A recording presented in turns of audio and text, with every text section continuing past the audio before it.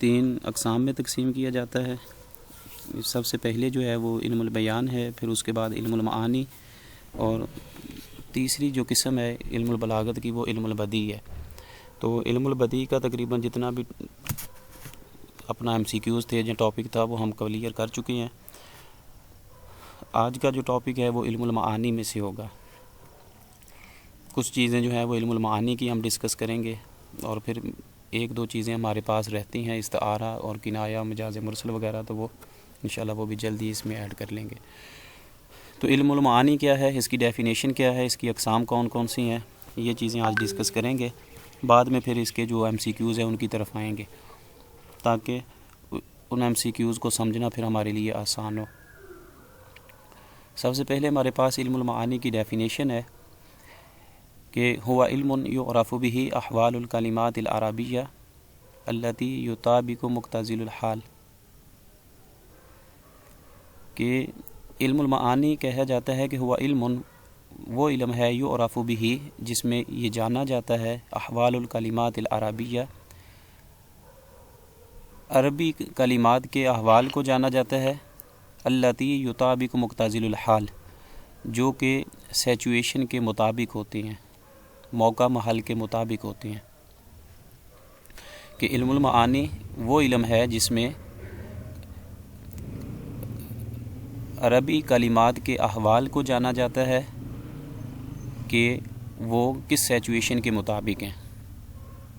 مثلاً بات کرنے والا جو ہے وہ جو بات کر رہا ہے، کوئی بھی گفتگو کر رہا ہے، وہ اس موقع محل کے مطابق ہے یا نہیں ہے۔ تو یہ چیزیں جو ہیں اس کا علم المعانی میں ڈسکس کی جاتی ہیں، احوال الکلمات العربیہ، کہ عربی کلمات کے احوال کو جانا جاتا ہے۔ اس کے بعد کہا جاتا ہے کہ الکلام و تقسیمہ، کہ علم المعانی میں جو کلام ہے اس کو تقسیم کیا جاتا ہے، تقسیم الکلام فی ضوء علم المعانی الی قسمین، کہ علم المعانی کی روشنی میں کلام کو 2 حصوں میں تقسیم کیا جاتا ہے۔ کلام کی 2 قسمیں کی جاتی ہیں۔ پہلا کون سا ہے؟ کلام الخبری ہے، اور دوسرا ہے الکلام الانشائی،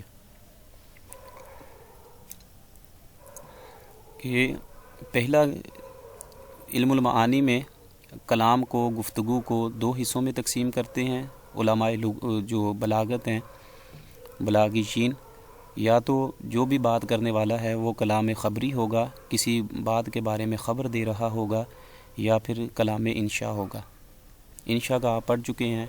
انشاء کا معنی ہوتا ہے پیدا کرنا، تخلیق کرنا، کسی چیز کو از سر نو جو ہے وہ چیز کو لے کے آنا، پہلے سے موجود نہ ہو۔ تو سب سے پہلے دیکھیں گے جی کلام الخبری کیا ہے، کہ ہوا کلام ما یصح لقائلہ انہ صادق فیہ او کاذب، کہ کلام خبری کہتے ہیں، جو کلام الخبر وہ کلام ہوتا ہے، ہوا کلام ما یصح لقائلہ انہ صادق فیہ او کاذب، کہ کلام خبری وہ کلام ہے کہ جس میں ہم بات کرنے والے کو، گفتگو کرنے والے کو سچا یا جھوٹا کہہ سکیں، وہ کلام خبری ہوگا۔ مثلاً اس کی اگزامپل کیا ہے کہ زید قائم، یہ کسی نے خبر دی ہے، یہ کلام ہے کہ زید قائم، تو یہ کیا ہوگا؟ یہ کلام خبری کی اقسام ہوگی، کلام خبریہ ہوگا۔ کیوں کہ ہو سکتا ہے کہ جب اس نے دیکھا تھا تو زید، اس نے کہا کہ قائم، زید جو ہے وہ کھڑا تھا، لیکن بعد میں ہو سکتا ہے وہ بیٹھ گیا ہو۔ یا ذہب زید، زید گیا، تو ہو سکتا ہے کہ زید جو ہے وہ نہ گیا ہو۔ تو اس میں ہم کلام کرنے والے کو سچا یا جھوٹا کہہ سکتے ہیں، وہ کلام جس میں ہم بات کرنے والے کو سچا یا جھوٹا ثابت کر سکیں یا کہہ سکیں، وہ کلام خبریہ ہوگا، خبر دی جا رہی ہے۔ جیسا کہ آج کل ہمارے چینل، ٹی وی چینلز پہ بھی ہوتا ہے، خبر دی جا رہی ہوتی ہے کہ فلاں جو ہے اتنے آدمی جو ہے وہ قتل کر دیے گئے، یا اس حادثے میں اتنے لوگ جو ہے وہ جاں بحق ہو گئے۔ دوسرے چینل پہ کچھ تعداد آ رہی ہوتی ہے، تیسرے پہ کچھ آ رہی ہوتی ہے، چوتھے پہ کچھ آ رہی ہوتی ہے۔ تو یہ کیا کر رہے ہیں؟ وہ خبر دے رہے ہیں، وہ سچی بھی ہو سکتی ہے، جھوٹی بھی ہو سکتی ہے، درست بھی ہے یا غلط بھی ہو سکتی ہے، لیکن کلام انشاء جو ہے اس میں اس چیز کی قید نہیں ہوتی۔ دوسری اگزامپل دیکھیں کہ ذہب تلمیذ الی المدرسہ، اسٹوڈنٹ جو ہے طالب علم وہ مدرسہ کی طرف گیا۔ تو اس میں ہو سکتا ہے آپ بات کرنے والے کو کہہ سکتے ہیں یہ خبر دی گئی کہ وہ مدرسہ کی طرف گیا ہے، اسکول کی طرف، لیکن دوسرا کہنے والا کہہ سکتا ہے کہ وہ مدرسہ یا اسکول کی طرف نہیں گیا، کسی اور طرف گیا ہے۔ تو وہ کلام کہ جس میں ہم بات کرنے والے کو سچا یا جھوٹا ثابت کر سکیں یا کہہ سکیں، وہ کلام کلام خبریہ کہلاتا ہے۔ اس طرح دوسری اگزامپل اس کی دیکھتے ہیں کہ الکلام الانشائی ہوا کلام ما لا یصح ان یقال لقائلہ انہ صادق فیہ او کاذب، کہ کلام انشائیہ وہ کلام ہوتا ہے کہ جس میں ہم بات کرنے والے کو، متکلم کو سچا یا جھوٹا نہ کہہ سکیں۔ مثلا اس کی مثال کیا ہے؟ اکتب رسالتاً، کہ تم خط لکھو، تو یہ انشاء ہے، یہ حکم دیا جا رہا ہے، امر کا صیغہ ہے کہ آپ جو ہے خط لکھیں۔ اس میں ہم بات کرنے والے کو سچا یا جھوٹا نہیں کہہ سکتے۔ اسی طرح یا کسی کام سے روکا جا رہا ہے کہ لا تکتب رسالتاً، تم خط نہ لکھو، تو اس میں بھی ہم بات کرنے والے کو جھوٹا یا سچا ثابت نہیں کر سکتے، سچا یا جھوٹا نہیں کہہ سکتے۔ تو یہ کیا ہوگی اقسام؟ یہ کلام ہوگا، ہے تو یہ بھی کلام، لیکن یہ کیا ہوگا، کون سا ہوگا؟ یہ کلام انشائیہ ہوگا۔ اس کی پھر ہر ایک کی الگ الگ سے۔ سر یہ جو امر اور نہیں ہے اس میں اسی انشائی میں آئے گا، اور جی وہ جو کلام، التجائیہ، جو فقیر، جی تمنائی، وہ سارے اس میں آئیں گے اردو میں جو ہوتے ہیں جی وہ اسی میں آئیں گے، انشائی کلام میں؟ انشائیہ میں۔ انشائیہ کہتے ہیں نا، اصل میں امر کو کہتے ہیں نا، انشائیہ سوالات آپ جی کہتے ہیں یا کچھ، تو وہ امر ہوتا ہے جی یا نہیں ہوتا ہے۔ تو اس کی جو ہیں وہ اقسام آئیں گی آگے ساری، بس جسٹ جو ہے یہ سمجھنے کے لیے ابھی۔ اب یہ دیکھیں نا، ہم نے ڈیفینیشن کی تھی کہ علم المعانی وہ علم ہے جس میں عربی کلمات کے احوال کو جانا جاتا ہے، کیسے؟ یطابق مقتضی الحال، جو کہ سیچویشن کے مطابق ہوتے ہیں، ٹھیک ہے۔ تو پھر انہوں نے کہا کہ اب جو ہم جان رہے ہیں سیچویشن کیا ہے، کہ پھر آگے اس نے دو اقسام میں تقسیم کیا کلام کو، علم بلاغی جین اور علم و صرف النحو میں بھی ایسا ہی ہے کہ کلام جو ہے اس کی دو اقسام ہوں گی، یا تو کلام خبریہ ہوگا یا کلام انشائیہ ہوگا۔ تو کلام خبریہ وہ ہے کہ جس میں بات کرنے والے کو سچا یا جھوٹا کہہ سکیں، وہ کلام خبریہ ہوگا۔ اور کلام انشائیہ وہ ہوگا جس میں ہم بات کرنے والے کو، جو متکلم ہے، جو گفتگو کرنے والا ہے، اس کو سچا یا جھوٹا نہ کہہ سکیں، بلکہ وہ ہمیں کسی کام کرنے کا حکم دے گا یا روکے گا یا کوئی اور بات ہوگی، اس میں خبر نہیں دی جا رہی ہوگی بلکہ کچھ کام کرنے کا حکم دیا جا رہا ہوگا یا کوئی آرزو کی جا رہی ہوگی۔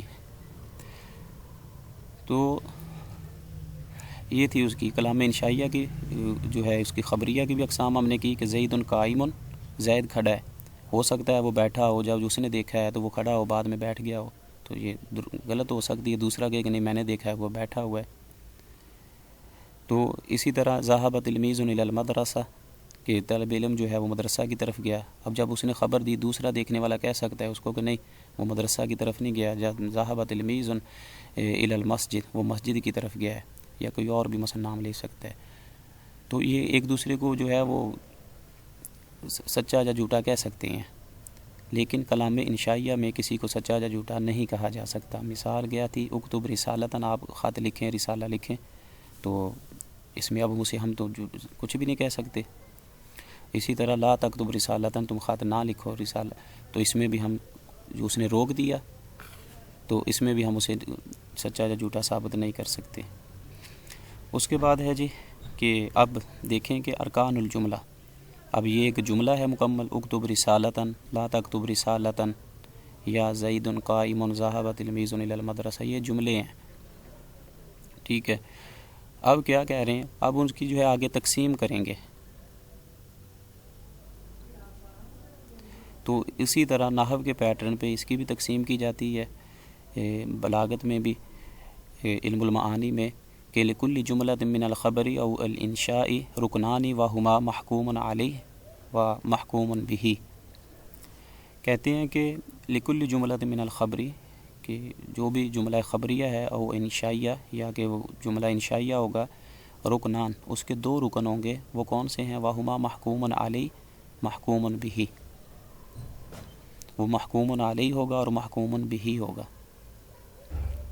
کوئی بھی کلام ہو چاہے وہ خبریہ ہو چاہے وہ انشائیہ ہو اس کے دو رکن ہوں گے محکوم علیہ اور محکوم بہ، یا دوسرے لفظوں میں اس کو مسند الیہ اور مسند بھی کہا جاتا ہے، یا مثلا کہا جاتا ہے کہ مبتدا اور خبر بھی کہہ سکتے ہیں، ایسے بھی ہو سکتا ہے. لیکن ادھر جو ہے بلاغت میں وہ مبتدا اور خبر نہیں کہتے، یہ نحو کے ساتھ مثلا خاص کیا ہے. جو بلاغیشین ہیں جب وہ بات کریں گے جملے کو تقسیم کریں گے تو اس کے دو رکن بنائیں گے تو وہ کہیں گے محکومن علیہ اور محکومن بہ. بلاغیشین کی اصطلاح میں اسے محکومن علیہ اور محکومن بہ کہا جاتا ہے. اور مسند الیہ اور مسند، اب دیکھیں اگزامپل کون سی ہے کہ ہمارے پاس ایک جملہ تھا مثلا زید مفرور، زید غائب ہے، مفرور ہے، جا چکا ہے. تو زید مفرور میں زید یہ ہے یہ محکومن علیہ ہوگا اور مفرور یہ محکوم بہ ہوگا. جیسے ہم اس کو زیدن کو نحو میں کہتے تھے کہ یہ مبتدا ہے اور مفرور ان کو کہیں گے کہ یہ اس کی خبر ہے. ٹھیک ہے.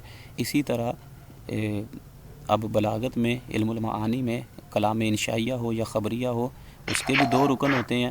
پہلا جو ہے محکومن علیہ ہے زیدن، اور دوسرا مفرور یہ محکومن بہ ہوگا، یا دوسرے لفظوں میں آپ اسے کہہ لیں کہ یہ زید جو ہے یہ مسند الیہ ہوگا اور مفرور مسند ہوگا.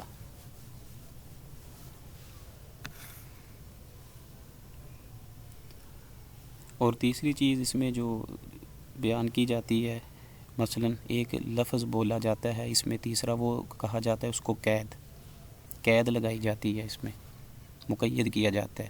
مثلا تو جو صفت ہوگی نا کوئی بھی یا کسی قسم کی یا مفعول جو ہوگا اس کو قید کہتے ہیں اس میں. جیسے ناصرت عائشہ مظلومن کہ عائشہ نے مدد کی مظلومن کسی مظلوم کی، عائشہ نے مظلوم کی مدد کی. تو اب ہے تو یہ بھی جملہ ہے مکمل. تو اس میں ناصرت جو ہے یہ محکومن بہ ہوگا، عائشہ تو یہ فاعل ہے اور یہ محکومن علیہ ہوگا. تو اس میں جو مظلوم ہے نا یہ اس کی قید ہوگی، جو مفعول بن رہے اس کو اس میں قید کہتے ہیں علم المعانی میں.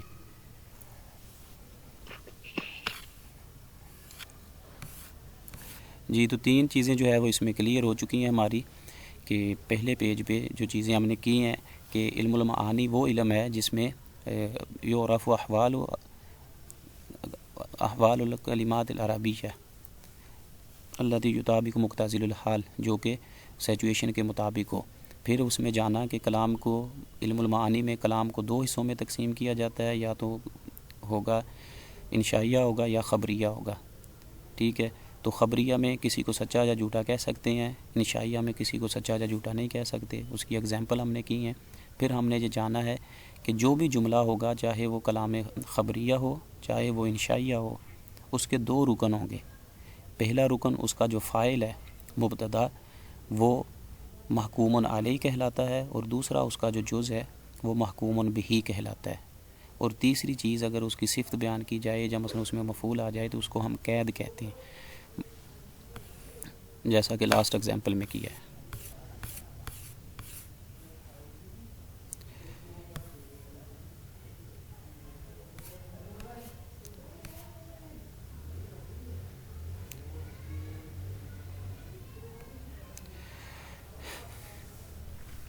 جی اب اس میں دیکھیں جی کہ نیکسٹ ہے کہ کیونکہ پہلا ٹاپک ہمارا یہ ہے کہ ہم پڑھ رہے ہیں خبر کا کہ کلام خبریہ ہوگا یا انشائیہ ہوگا، تو خبر کا ٹاپک چل رہا ہے. تو اس میں اب یہ بتایا جا رہا ہے کہ اغراض و القاء الخبر، خبر کے القاء کرنے کی اغراض القاء الخبر، خبر کے جو القاء کی جائے گی، کسی کو خبر دی جائے گی، اس کی اغراض کون کون سی ہوتی ہیں۔ تو اصل فی الخبر ان یلقى لأحد غرضین، کہ خبر دینے میں کسی کو آپ خبر دے رہے ہیں، مثلا جیسے ہم نے زید کے بارے میں خبر دی کہ وہ کھڑا ہے، زید قائم، تو یہ خبر دینے کا مقصد کیا ہے، کیوں خبر دے رہے ہیں، غرض و غایت کیا ہے اس کی۔ تو پہلی اس میں کہا جا رہا ہے کہ اب خبر کسی کو دینے کی بھی دو اغراض ہوتی ہیں۔ پہلی غرض کیا ہے کہ فائدۃ الخبر ہے، دوسری ہے لازم الفائدہ۔ پہلی چیز تو یہ ہے کہ جو خبر دی جا رہی ہے اس کو، جس کو معلوم نہیں، اس کو کچھ نہ کچھ فائدہ ہو، اس کو کچھ نہ کچھ معلومات مل جائے، اس لیے ہم خبر دے رہے ہیں۔ اور دوسرا یہ ہے کہ لازم الفائدہ، کہ جو خبر دی جا رہی ہے نا اس کو لازمی طور پر فائدہ ہو۔ تو دیکھتے ہیں جی فائدۃ الخبر سے کیا مراد ہے، کہ اغراض و القاء الخبر، الاصل فی الخبر ان یلقى لأحد غرضین، کہ کسی خبر کو القاء کرنے کی جو اغراض ہیں وہ دو ہیں، فائدۃ الخبر ہوگی یا لازم الفائدہ ہوگی۔ اس میں اب دیکھیں جی کہ فرسٹ جو ہے کہ فائدۃ الخبر افادۃ المخاطب الحکم الذی تضمنہ الجملہ ویسمى ذلک الحکم فائدۃ الخبر، کہ مراد اس سے کیا ہے کہ افادۃ المخاطب الحکم، کہ جو بھی آپ اس کو کوئی حکم سے مراد ادھر ہوگا کوئی کام یا خبر جو آپ اس کو مثلا افادۃ المخاطب، مخاطب کو فائدہ ہوگا، الحکم اس چیز کا، الذی تضمنہ الجملہ، کہ جو جملے میں مضم ہے، جس چیز کی آپ خبر دے رہے ہیں وہ مخاطب کو اس کا فائدہ ہوگا، ویسمى ذلک الحکم، اور اس سچویشن کو یا انفارمیشن کو آپ کہیں گے فائدۃ الخبر، یہ فائدۃ الخبر کہلائے گی۔ مثلا کہ ولد النبی صلی اللہ علیہ وسلم عام الفیل بمکہ تھا، کہ نبی کریم صلی اللہ علیہ وسلم عام الفیل میں مکہ مکرمہ میں پیدا ہوئے، آپ کی ولادت ہوئی۔ تو اس میں اب کیا ہے کہ کوئی اسٹوڈنٹ ہے، کوئی بچہ ہے، اس کو نہیں معلوم کہ نبی کریم صلی اللہ علیہ وسلم کب پیدا ہوئے، تو آپ جو اس کو خبر دے رہے ہیں، آپ کا مقصد کیا ہے اس بچے کو یا اسٹوڈنٹ کو بتانے کا، کہ اس کو فائدہ ہو، کہ وہ یہ جان سکے کہ نبی کریم صلی اللہ علیہ وسلم کس سال کب مکہ المکرمہ میں پیدا ہوئے، اس کو نہیں معلوم پہلے، وہ بھی فریش ہے۔ تو جو آپ نے اس کو خبر دی نبی کریم صلی اللہ علیہ وسلم کے بارے میں، تو یہ کیا کہلائے گا، یہ فائدۃ الخبر کہلائے گا، کہ وہ خالی الذہن ہے، اس کو کچھ معلوم نہیں، آپ نے جو اس کو خبر دی نبی کریم صلی اللہ علیہ وسلم کے بارے میں، تو یہ اس کو فائدہ دے گی، اسے ہم کہیں گے فائدۃ الخبر۔ اسی طرح یا بچوں کو یہ بتانا مقصود ہو کہ پاکستان جو ہے وہ 14 اگست 1947 میں عارض وجود میں آیا، تو اس میں بھی کیا ہے، تو اس میں بھی فائدۃ الخبر ہے، یہ ہم خبر دے رہے ہیں۔ اس کے بعد ہے جی دوسرا اقسام کہ لازم الفائدہ افادۃ المخاطب ان المتکلم عالم بالحکم ویسمى ذلک الحکم لازم الفائدہ، کہتے ہیں کہ افادۃ المخاطب، مخاطب جو ہے نا اس کو فائدہ ہو، ان المتکلم، جو متکلم ہے جس سے بات کی جا رہی، عالم بالحکم، وہ پہلے ہی اس انفارمیشن سے، معلومات سے آگاہ ہو، ویسمى ذلک الحکم، اور اس حکم کو جو بات ہے یا انفارمیشن ہے ہم کہیں گے لازم الفائدہ۔ اب پہلے اگر تو مخاطب جو ہے وہ خالی الذہن ہے، اس کے ذہن میں کوئی معلومات نہیں، آپ اس کو نیو انفارمیشن دے رہے ہیں، پرووائڈ کر رہے ہیں، تو وہ کیا ہوگا کہ اس کو فائدہ دے گی، اسے ہم کہیں گے فائدۃ الخبر۔ اب جنہوں نے پہلے ہم یہ کہہ لیں کہ جنہوں نے بلاغت کی یہ پڑھی ہوئی ہے، یا مثلا جنہوں نے نہیں کیا ہوا یہ ٹاپک یا اس کے ساتھ اٹیچ نہیں تھے، جب ان کو یہ مثلا ٹاپک ہم کروا رہے ہیں، جب پڑھ رہے ہیں، تو یہ ان کو فائدہ دے گی، فائدہ دے رہی، وہ پہلی دفعہ پڑھ رہے ہیں، تو یہ فائدۃ الخبر کہلائے گی۔ اور وہ جو پہلے یہ کر چکے ہیں، کلاسز میں پرائیویٹ جیسے بھی انہوں نے کیا ہوا ہے، تو وہ جو جانتے تو ہیں یہ بلاغت کا ٹاپک ہے، ساری چیزیں ہیں، علم المعانی کیا ہوتا ہے، کچھ بھی ہے، تو یہ کیا ہوگی، یہ لازم الفائدہ ہوگی۔ آواز نہیں آ رہی، کٹ کٹ کے آ رہی ہے۔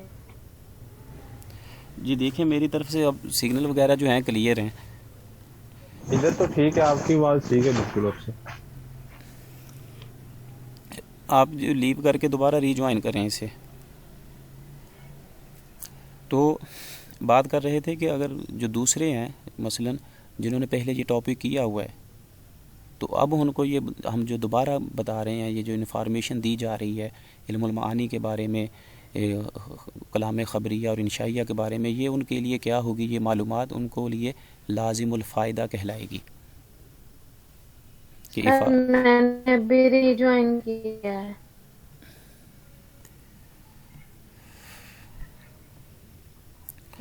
میں آ جاتی ہے، بیچ میں کٹنا شروع ہو جاتی ہے۔ آپ کو سائڈ پہ ہو جائیں تھوڑا سا، جہاں سگنل وغیرہ جو اچھے آ رہے ہوں، جگہ چینج کر لیں، آ جائیں گے سگنل۔ تو دیکھیں پہلی بات یہ ہے کہ فائدۃ الخبر کیا ہے، کہ جس میں مخاطب کو پہلے کوئی معلومات حاصل نہ ہو، اس کو نیو انفارمیشن دی جائے، تو وہ فائدۃ الخبر کہلاتی ہے۔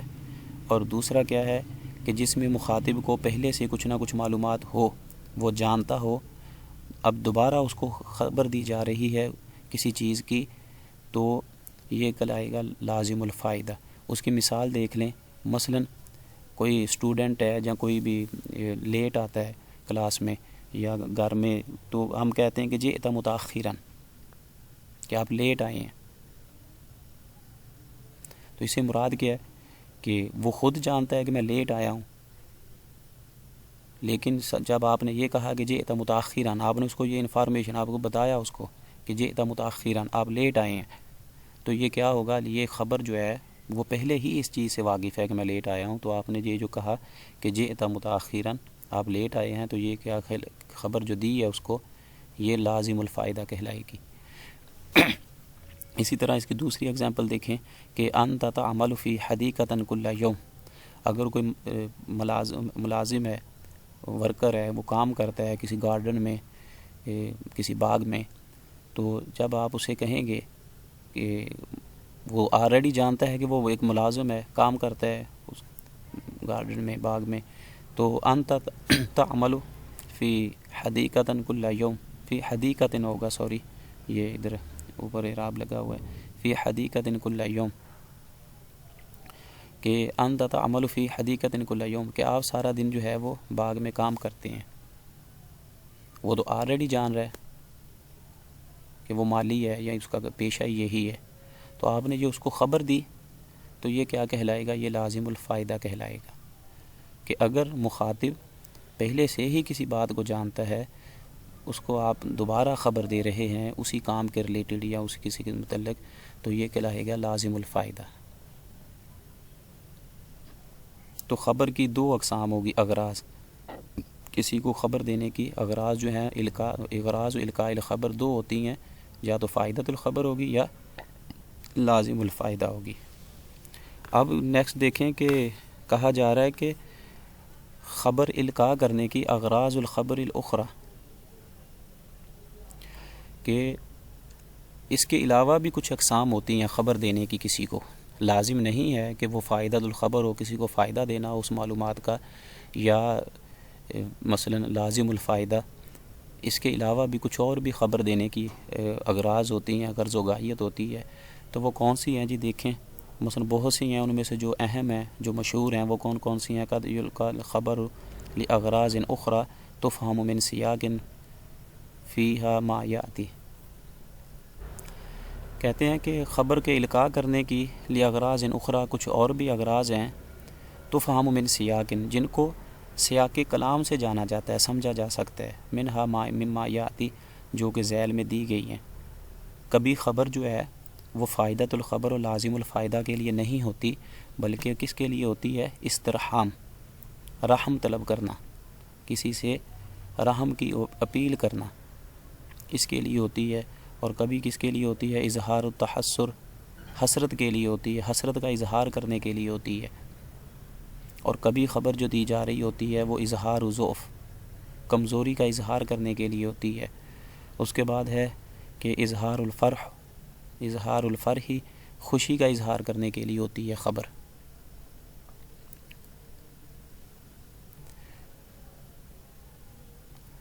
تو یہ جو اغراض ہو گئی خبر کی، اغراض الخبر الاخرى کہ اغراض الخبر الاخرى کہ خبر کی جو دیگر اغراض ہیں القاء کرنے کی وہ اور بھی ہیں. ان میں استرحام ہے، اظہار التحسر ہے، اظہار ضعف ہے اور اظہار الفرح. اور ان کو اگر ہم جانیں گے تو یہ سیاق کلام سے ہم جان سکتے ہیں ان کو.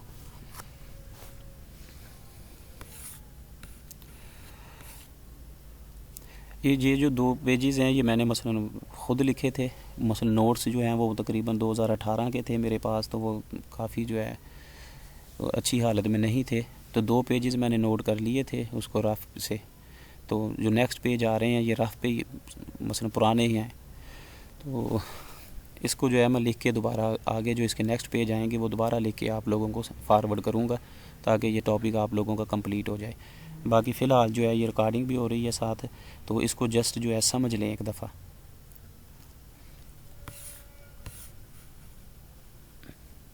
اس کو سمجھ لیں گے تو یہ کلیئر ہو جائیں گی چیزیں. بعد میں لکھ کے جو پیجز رہتے ہیں 2-3 وہ دوبارہ اس کے ساتھ اٹیچ کر کے فائل آپ کو سینڈ کر دوں گا.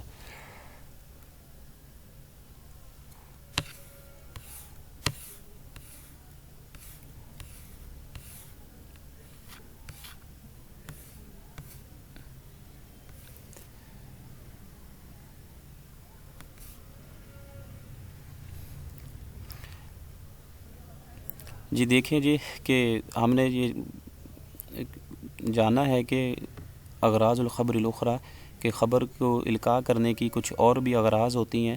اس میں ہم نے یہ جانا ہے کہ استرحام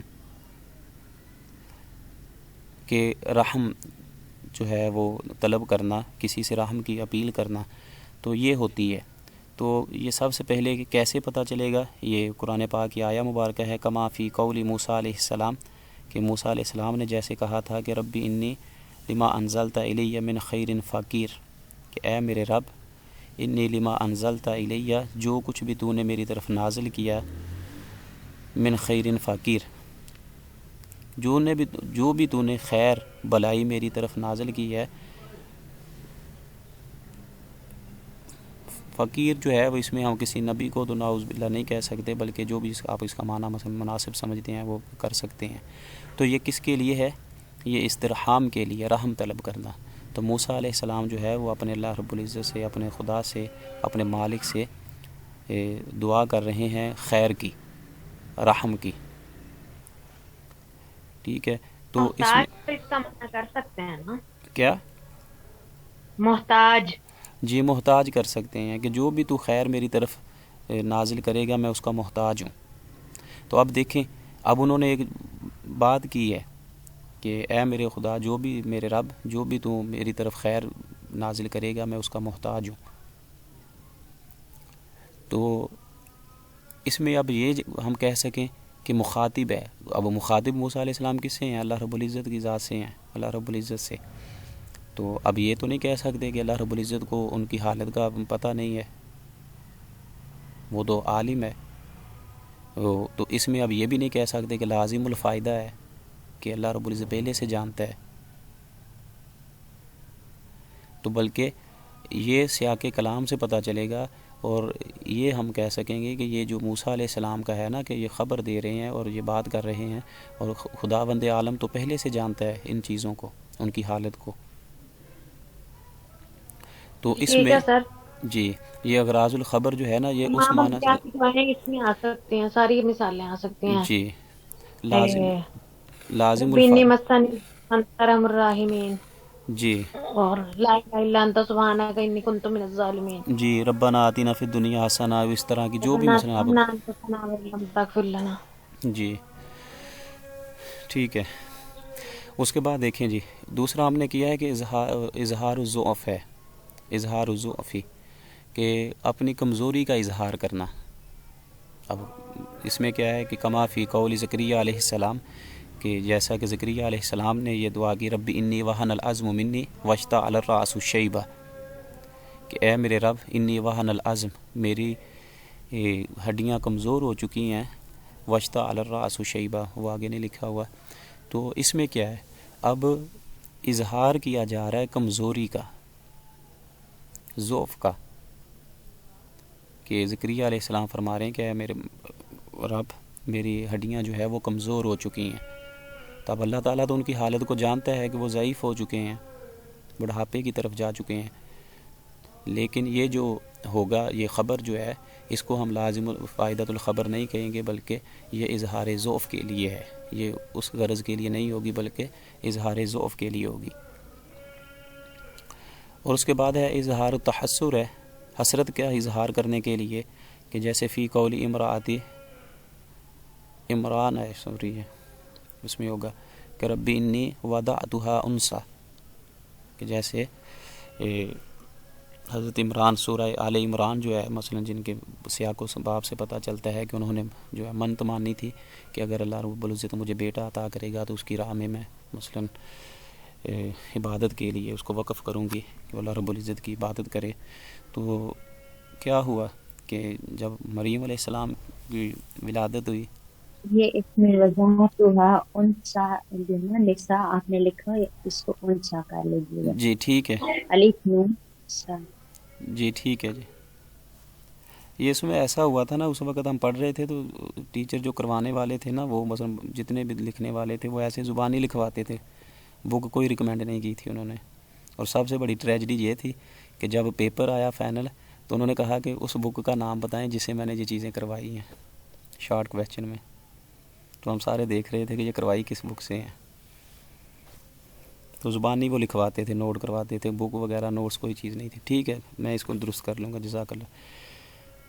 تو اظہار التحسر ہے، حسرت کا اظہار کرنے کے لیے ہے کہ رب انی وضعتها انسا، کہ میں نے جو ہے وہ ایک اور بچی کو، یا مثلا عورت کو جو جنا ہے، تو یہ حسرت کا اظہار تھا. بیٹا نہیں ہوا بلکہ بیٹی اللہ تعالیٰ نے دی ہے، تو یہ حسرت کے لیے تھا یہ خبر جو ہے. اس کے بعد اظہار الفرح ہے، خوشی کا اظہار کرنے کے لیے خبر دی جاتی ہے، کما فی قول اللہ تعالیٰ کہ جاء الحق وزہق الباطل ان الباطل کان زہوقا، اور حق جو ہے وہ آ گیا اور باطل جو ہے وہ چلا گیا. تو فتح مکہ کے موقع پر جو نبی کریم صلی اللہ علیہ وسلم نے آیا مبارکہ، تو یہ اظہار الفرح، تو یہ بھی خبر کی ایک قسم ہے.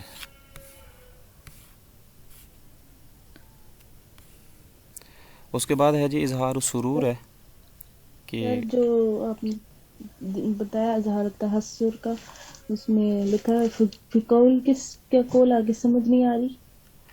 یہ سورہ جو ہے نا آل عمران، اس میں جو واقعہ ہے نا، حضرت عمران کی بیوی کا واقعہ تھا. انہوں نے کہا تھا کہ میں نے جو بھی اللہ تعالیٰ مجھے عطا کرے گا، اگر وہ بیٹا ہوگا تو اللہ کے راستے میں اس کی عبادت کے لیے میں اس کو وقف کروں گی.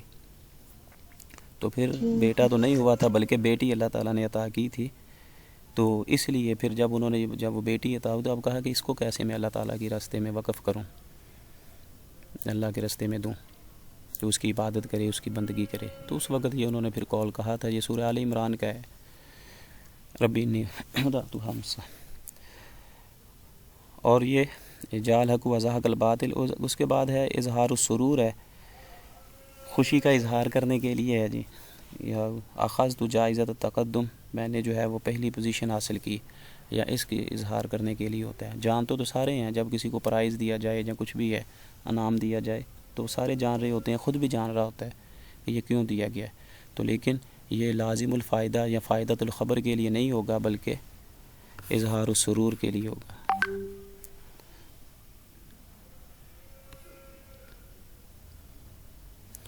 اس کے بعد دیکھیں جی کہ للخبر ثلاثۃ اضرب وہی ہے، کہ اس کی کچھ اور بھی جو ہے وہ اگزامپل ہوتی ہیں خبر کی، کہ خبر جو ہے وہ ابتدائیہ ہوتی ہے، یا خبر الطلبی ہوتی ہے، یا خبر الانکاری ہوتی ہے.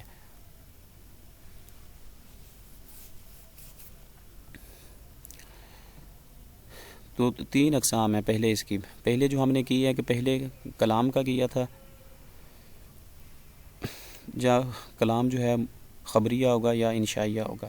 پھر ہم نے یہ جانا کہ چاہے خبریہ ہو یا انشائیہ ہو، اس کے رکن ہوتے ہیں، 2 محکومن علی اور محکومن بہی ہوتا ہے، ٹھیک ہے۔ پھر اس کے بعد ہم نے یہ چیز جو ہے وہ ڈسکس کی ہے کہ استعمال کریں گے اس میں کہ ادوات کون کون سی ہیں تاکید کے لیے جو استعمال ہوتے ہیں۔ اس میں لتوکید الخبر ادوات کثیرہ، کہ خبر کے توکید کے لیے جو مثلا ادوات استعمال ہوتے ہیں وہ بہت سے ہیں، منہا ان میں سے کچھ انا واو القسم، جیسے اوپر یہ واو ہے قسمیہ کے لیے، لام ابتدا ہے کہ شروع میں جو لام آ جائے، جیسے لقائم یا کچھ، نون تاکید ہے، حرف تشبیہ ہے کأنہ لکنہ، اس طرح کے جو تشبیہ کے لیے حروف آتے ہیں، اور دوسرے حرف تنبیہ، تنبیہ کرنے کے لیے جو آتے ہیں الفاظ، جیسے اس کے بعد ہے الحروف الزائدہ وقد و اما شرطیہ، اما جو ہے وہ شرطیہ، قد جو ہے یہ مثلا جو ہے ادوات تاکید ہیں جو استعمال ہوتے ہیں کسی خبر میں تاکید پیدا کرنے کے لیے۔ تو اب دیکھیں اصل میں جو اس کا مثلا پہلے بھی ہم نے ایک دن یہ بات کی تھی کہ اصل میں جتنے بھی علوم